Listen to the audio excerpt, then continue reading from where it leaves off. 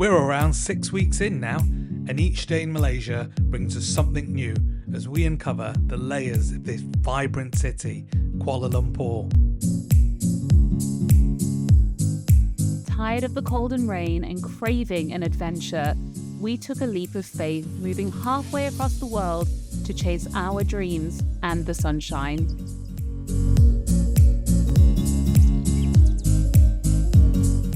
For the past 6 weeks, we've been setting up our new home here in Kuala Lumpur, a city where luxury really doesn't mean emptying your pockets.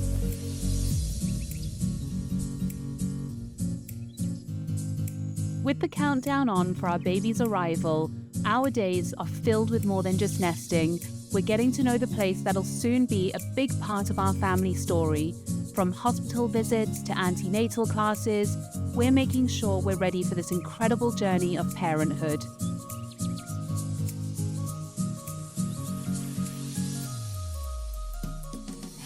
In our first episode, we gave you a glimpse of our new life. Now join us as we delve deeper into Kuala Lumpur's wonders, starting with an escape to the city's green lung, the Perdana Botanical Gardens.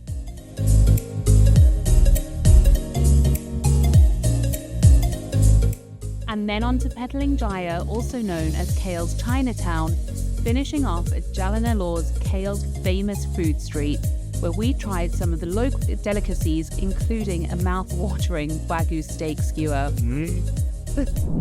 Assalamu alaikum. Welcome back to our second episode. So today we're off to the Botanical Gardens in Kuala Lumpur.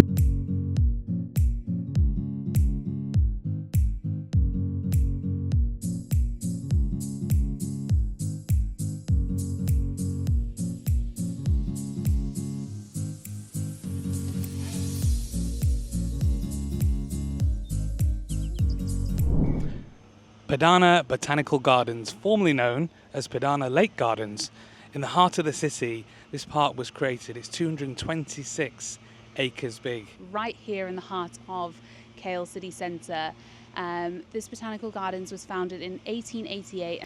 As you can see, we're surrounded by the most beautiful nature, stunning botanicals and trees and all these gorgeous plants and birds. So let's take you on a trip and have a walk around.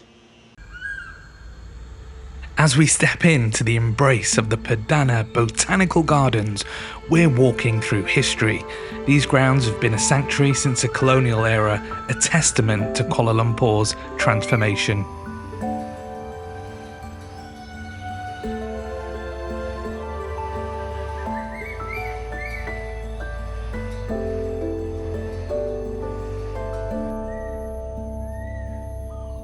Every corner here tells a story. The gardens were originally designed by A.R. Venning, a British state treasurer who envisioned a place where nature and progress coexist harmoniously.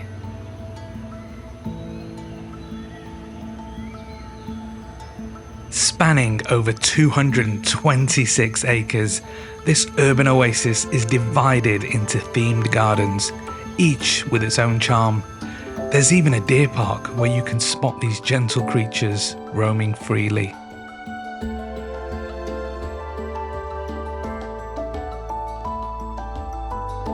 It's not just about the flora and fauna. The gardens are a hub for families and fitness enthusiasts. From jogging tracks to playgrounds, it's where the city comes to breathe and play.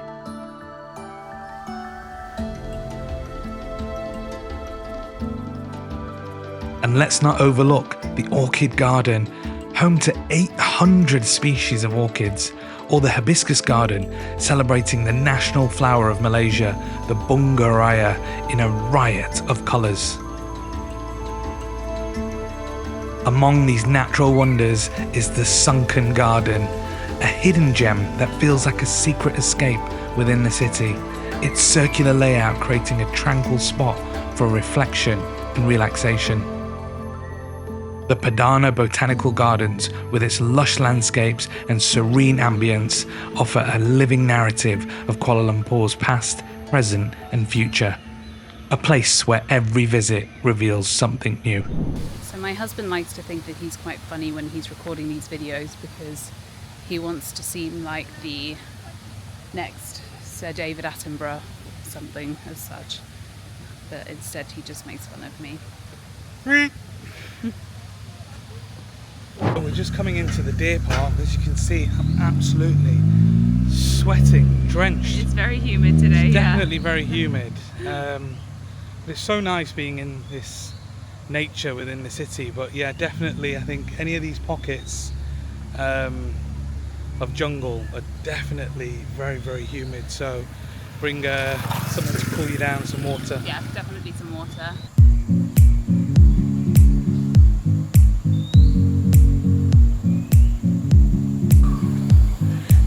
So good.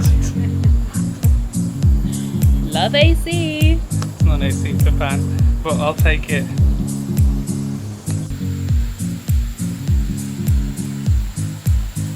Hi, little guy.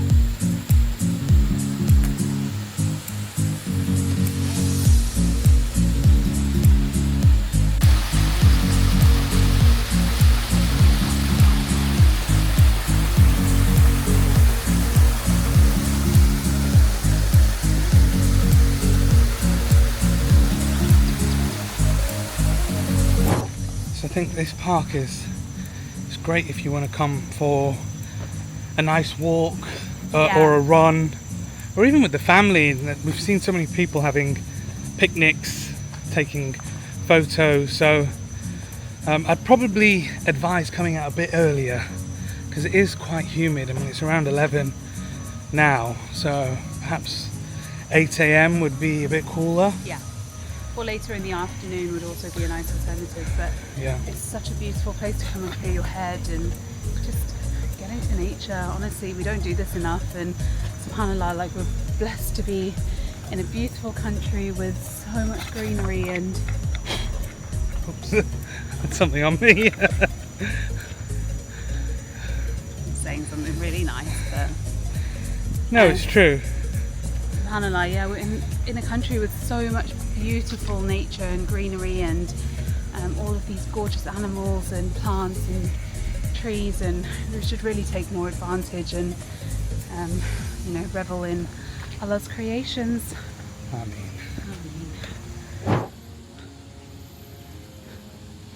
And Omar's decided to go for a little run as we're leaving the Botanical Gardens.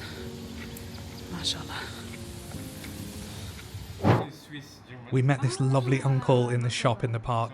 Just a testament to Malaysia. We make friends everywhere here. Alhamdulillah.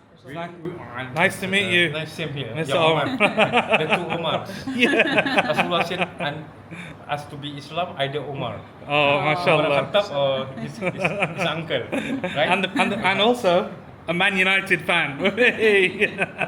I've been since 1968. Mashallah. So after we left Botanical Gardens, it was nearly time for Dhuhr prayer. So we decided to walk across to the National Mosque of Malaysia, which was about a 10-minute walk. And as you can see, it's a lovely walk. Nice fancy Audi there. Does that count as a plug? Do I get a free Audi? Audi, maybe? And this is the entrance of the National Mosque of Malaysia. Alhamdulillah, it's a beautiful mosque. In the heart of Kuala Lumpur stands the National Mosque, also known as Masjid Negara in Malay, a stunning embodiment of the nation's Islamic heritage. With its 73-metre high minaret, the mosque calls out not just for prayer, but as a beacon of unity and architectural achievement. Designed by a team of 3 architects, the mosque was completed in 1965, symbolising Malaysia's independence and identity. The 18-pointed star dome, inspired by the idea of 13 states of the country and the 5 pillars of Islam, crowns this spiritual sanctuary. Covering 13 acres, this mosque can host 15,000 worshippers at a time, making it one of the largest in Southeast Asia. Its open courtyard and the semi-open prayer hall reflect a modernist take on traditional Islamic forms. The mosque is nestled in green gardens which are a nod to the Islamic concept of paradise. It's not just a place of worship, but a garden for the community, where the tranquility of nature and spirituality intertwine. Masjid Negara is more than a landmark. It's a reflection of a nation's soul, open, serene and majestic. It stands not just in Kuala Lumpur's geography, but in the hearts of its people. Petaling Jaya, which essentially translates to Petaling Street, is a Chinatown located in the heart of Kuala Lumpur. The whole vicinity is known as Chinatown KL. Here you'll find a lot of shops and market stalls selling everything from clothes, shoes and hats to delicious street food and fruit. Haggling is a common sight here, and the place is usually crowded with locals as well as tourists.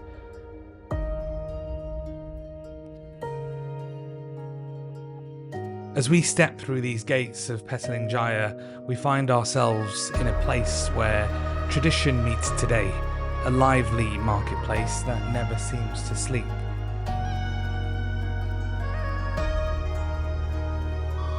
Here, every stall has its own allure, with brands calling out to passers-by. It's a treasure hunt, really, with the promise of discovery at every turn. And yes, whilst the authenticity of some items might be, let's say, creative, the experience is nothing but genuine. So tasty. Was it? As we weaved ourselves through this enchanting market, the aroma of sizzling street food and fresh fruit leads us on to symphony of scents, sights and sound, with each vendor offering a taste of local life. So as we bagged ourselves a fruit bargain of pears and persimmon, whilst enjoying every interaction with the vendors, we then headed over to what Aston considers the most authentic experience in Chinatown, which is, of course, ice cream and tea.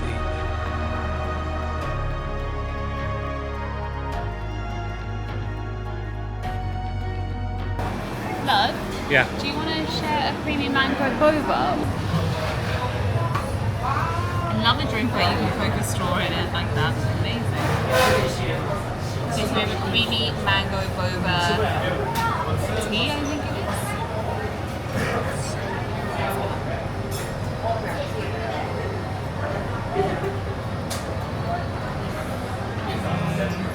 They're nice. Is it like tea or? Oh my god, that's so good. Is it? Yeah, go get your own.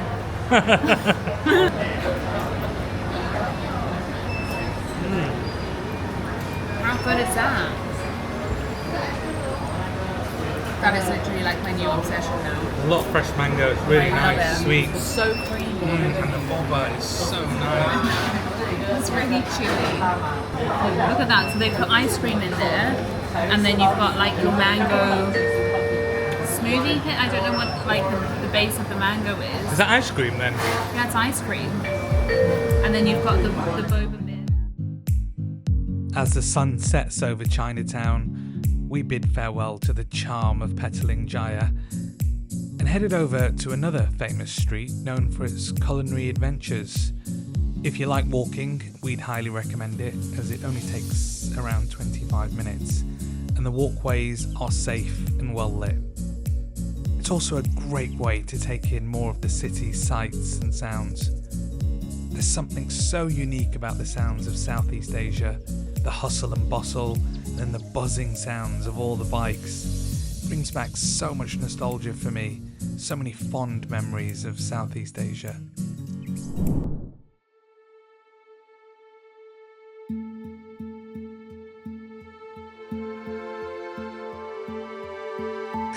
As dusk falls, Jalan Alor stirs to life, a street transformed by the glow of neon, the chatter of the crowd, and the irresistible draw of sizzling delicacies. This is Kuala Lumpur's own avenue of nocturnal delights.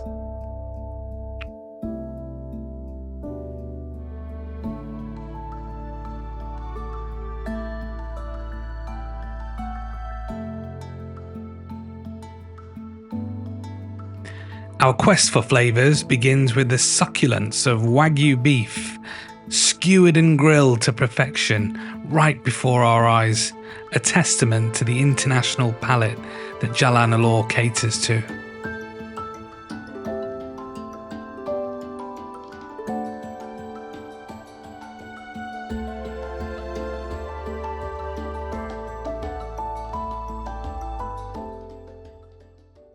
I'm boiling. So hot. It's just more humid, isn't it, I Yeah. guess, and I guess all the Oh my food gosh, this and... looks so good. It smells amazing. Let's see if the South African approves. Yeah, go for it. Bismillah.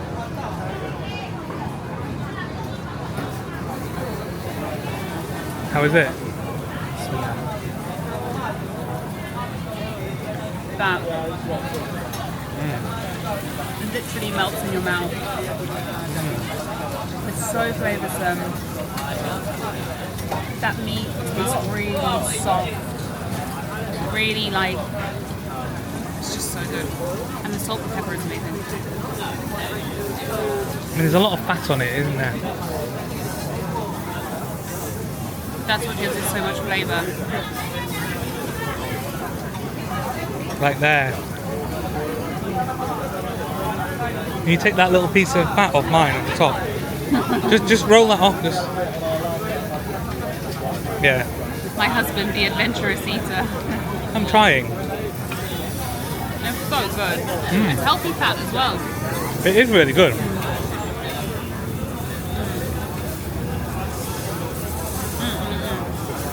It's amazing.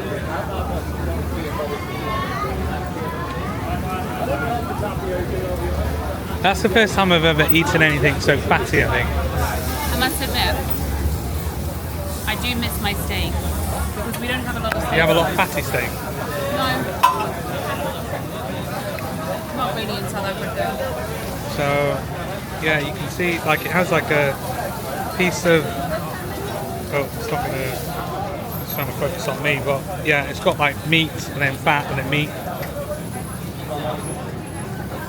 Fat. Good though. That is so good. I can have 20 of those. Wow. We got more. No. You sure?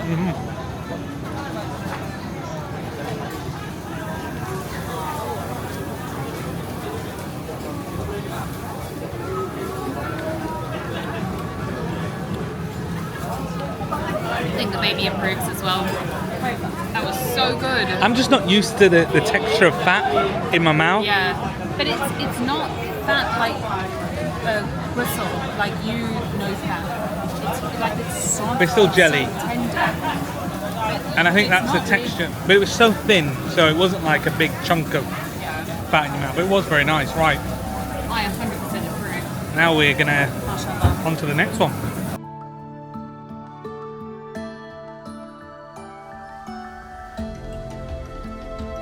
Next, a twist on a familiar favourite. Unlike the ones back home in the UK, here, the potato Twizzler gets a dip in a light batter before taking a sizzling bath for that extra crunch. It's these little tweaks that make the street food here uniquely delightful.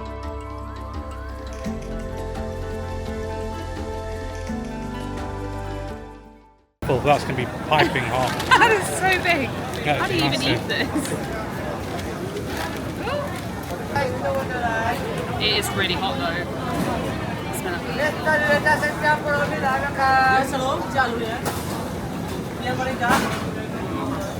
How is it? Good. Not good for your diet. Does it taste fresh potato chip? Uh-huh. Wow, how are you holding that? It's so hot. So, see the actual size of that thing. It's massive. That is amazing. And that's just one potato. Or... Yeah. One whole potato. Right, let's try this.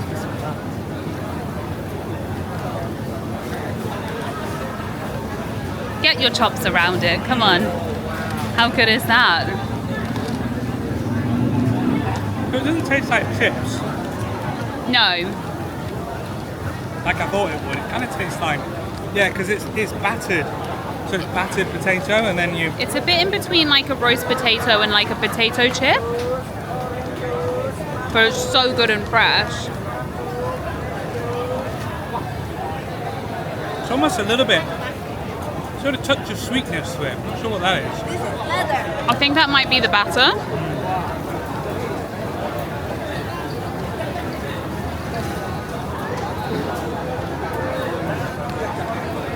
That's so good, isn't it? That is my favourite. So how much was this again? 10 ringgit, £2, or £1.80 or something.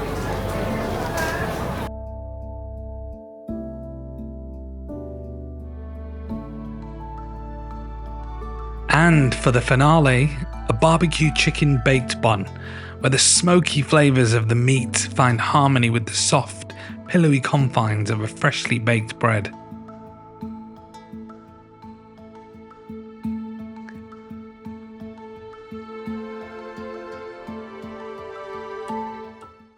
Chinese cuisine, but yeah, sure, let's try it. Yeah. It smells really good.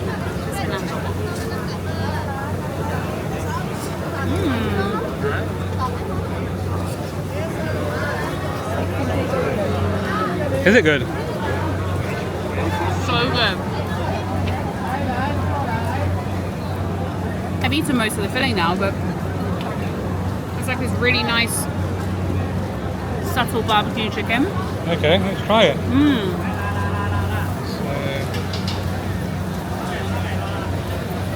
That's so good.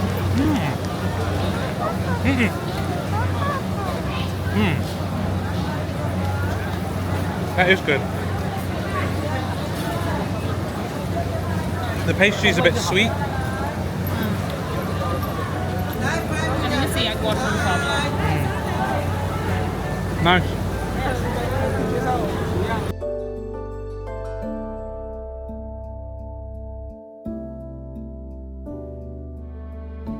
While Jalan Alor may not be the quintessential spot for traditional Malaysian fare, its energy is magnetic and its offerings are a fusion of cultures. It's a place where excitement is palpable and every visit is an experience. It's a must-see, a must-taste, a spectacle of culinary showmanship in the heart of Kuala Lumpur.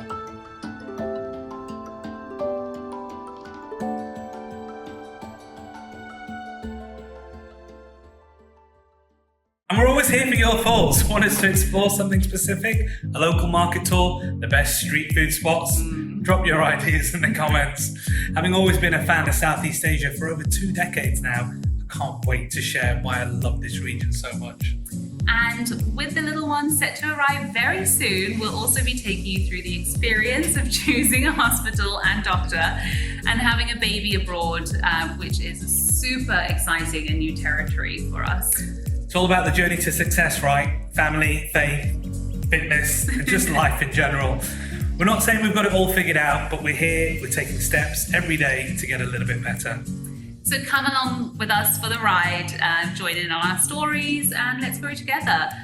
This isn't just our story, it's all of ours. If you liked what you've seen, show us some love with a like, hit that subscribe button, and ring the bell to stay updated on all our adventures. Assalamualaikum, and peace from our little family to yours. Can't wait to see you in the next one.